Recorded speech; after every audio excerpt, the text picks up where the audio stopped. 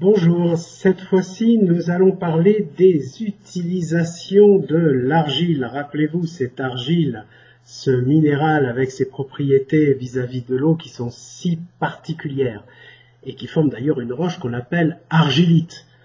Rappelez-vous, on parlera de marne, comme ceci, lorsqu'il y a de l'argile et de la calcite à l'intérieur. Mais revenons sur les argiles et leurs utilisations. Alors il y en a une toute trouvée que l'on connaît, que ce soit de l'argile crue ou de l'argile cuite, on va pouvoir faire des briques pour construire sa maison. On va pouvoir faire des tuiles, on va pouvoir faire des poteries. Donc ça c'est une des premières utilisations de l'argile. Mais on va la trouver également, cette argile, avec ses propriétés d'absorption. Alors, vous connaissez sans doute le smecta, sans faire de publicité pour un médicament, mais pourquoi je parle de ce médicament-là? C'est parce qu'il porte le nom même de l'argile smectite.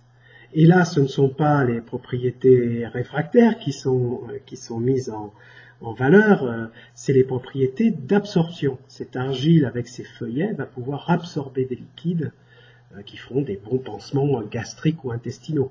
Même chose, mais là dans un autre usage, même propriété d'absorption, la terre de sommière, qui lorsque l'on la met sur un tissu qui est taché, eh bien elle va pouvoir absorber le liquide tachant, et c'est pas une smectite, mais c'est plutôt une atapulgite. Voilà des propriétés au niveau des argiles, on les utilise aussi comme masque, comme épurateur de la peau. Là aussi, ce sont les propriétés absorbantes qui vont être utilisées. Voilà donc pour ce type de produit. Alors l'argile en géotechnique, on l'aime pas toujours parce que justement son comportement vis-à-vis de l'eau va la rendre plastique. Donc s'il y a un peu de dénivelé, eh bien tout ça risque de glisser, de fluer. Et puis elle peut aussi changer de volume en fonction de la présence d'eau ou de l'absence d'eau. Donc on va avoir du retrait et on va avoir du gonflement. Retrait, gonflement, lorsqu'on a un sol argileux, ça c'est pas bien quand on construit dessus.